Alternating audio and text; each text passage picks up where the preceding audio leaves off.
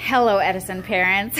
We are here with Jen Klein, and she is going to teach us all about the clay process today. This is just going to be a brief video that walks us through the steps of making clay pieces here for our Edison Elementary kids. Hello. Okay, so when you get your clay, it'll come in a box like this. You'll have 2 bags. Each of them is about 25 pounds. As you can see, we used a lot of this already. Take one of the bags out. One bag should be plenty of clay to do any one class's project, no matter how big it is. Once you get your clay out, it will be a solid block. This one has already been used and the scraps have been returned, so it's in pieces. But if it was a solid block, you would roll the bag down and you would use a clay cutter, and all the tools that I'm going to talk about are in these clay carts in the teacher's workroom, teacher's lounge, not workroom. And you'd use the clay cutter and you'd cut a piece. See how the wire just goes through it. Now for the project that I'm going to be showing you, it's kind of a hodgepodge. We're going to start with a ball of clay roughly the size of a tennis ball. This is for a rollout project, so you can see that. And when you cut the block, you're going to get slabs. You do not have to roll them into balls. The kids can do that. So you cut up the pieces. And now what I like to do when you're in the classroom is you're going to go through the entire process with the kids before you hand them anything. You're going to lay out a mat and give them a roller if it's a rollout project and nothing else. Actually, I'm sorry, don't even give them a roller. A mat and nothing else, because you want them to focus on your instruction. So you're going to take your clay, and you're going to slap it down on the mat, and you're going to take a roller, and you're going to start rolling it out. Now, it's really important to tell the kids to flip it every couple times they roll, because fresh clay, this isn't super fresh, but fresh clay will stick. So you roll and flip, and I have the kids repeat it. You say roll and flip, and they say it after you, and they love it. So you keep rolling and flipping, and the way you know it's done is when the width, the height from the mat to the top of the clay is about the same depth as your pinky. Now I've rolled this a little bit thin, but my pinkies are also a little bit thicker than kids. If they go too thin, it will be too fragile and it will break. So you always want to err on the side of thick. So once they've rolled it out, they get a template. You have them put the template down, and they have the option of toothpicks or plastic knives. Again, all this stuff is in the clay cart, and you have them trace out the stencil. Some of them will get discouraged. They say they can't do it. You need to let them try. It's about the process, not the product. And you will take their scraps when they're done and put it back in the bag. We always reuse scraps. They're going to want to keep it, say sorry, other classes need to do a project.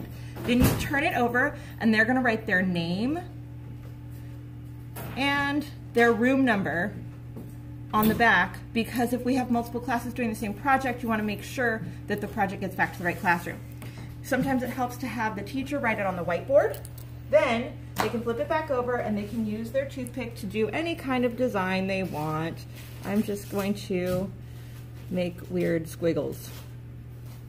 And when they're doing it, remind them that if they press too hard and it goes through onto the mat and makes a hole, it's going to be really fragile and weak, and it might break. So you have to tell them, draw lightly.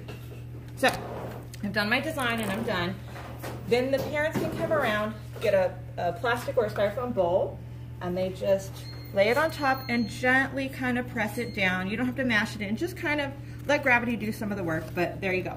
Now the project is done. You have the kids clear their station. You can collect this kind of stuff. We reuse any non-broken toothpicks, all this stuff. Collect the templates back up. Now these will live in one of these fancy Costco boxes in the teacher's classroom for 2 to 3 weeks, air drying. When it's done drying, you'll see how it's lightened up in color significantly. This one I actually did last winter, so it's definitely dry. It will be a light gray, and it should feel substantial and not too cold. If you put it to your cheek, it shouldn't feel cold. That's a sign that there's moisture inside. Now, once it gets to this stage, you're going to lightly sand it or knock off any kind of burrs. You see all these little marks where I use the toothpick and clay bumps have come up. If you don't knock those off before you put them in the kiln, they stay and they get really sharp and they could hurt the kids. So you just take your thumb and just kind of rub it along anything rough and just kind of smooth it down. If it's something like that, you can kind of peel off those little pieces. I like to do this over a garbage can so that most of the stuff goes, the sandy stuff. Do we have sanding tools for that there too? There are some small, kind of like, not Brillo pad, but you know, like scrubby sponge when you do your dishes that we can cut up. Most of the time you don't need to use them because people tend to go a little bit too hard and then you can erase some of the design. So try it with your thumb first. If it still feels like it's too hard, you can grab one of those little pads and kind of rub it. Now, once you're done with that, you're going to bisque fire it, and we'll go over firing later, in the kiln. And once it's fired, it will come out white and hard. Now it's a ceramic. This is super fragile. It's just basically like a dried mud pie. This is hard. It's stone. Once they are fired, you take them back to the class, and that's when you arrange with your teacher when you want to do a glazing session. And I'll do a very small little portion of glazing right now so you can kind of see. Hi. So you take your glaze, and actually this is a good example. This glaze has started to dry out. See how it's lumpy and clumpy? So I'm going to put a little bit of water in it. Not too much, but all the glazes are water-based. So you can put a little bit of water in. And shake, shake, shake. All right. And again, if that doesn't do the trick, you can add some glaze into the bowl and add a little water into the bowl and mix it up that way. You want it to be kind of the consistency of tempera paint. If it's too watery, add some more glaze. If it's too thick, add some more water.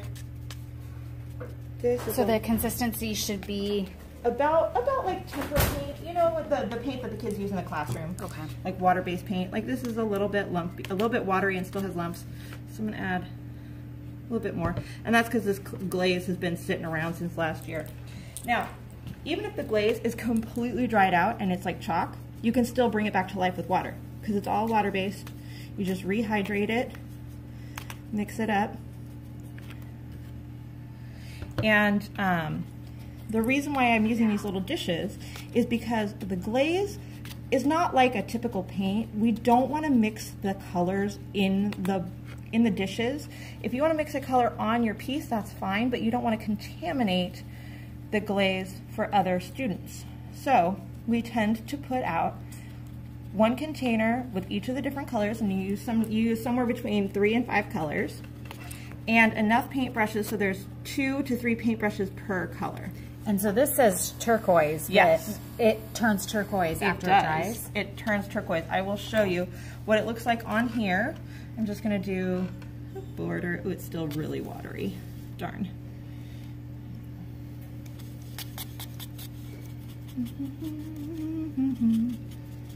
And I'm making a big old mess. Sorry, teachers.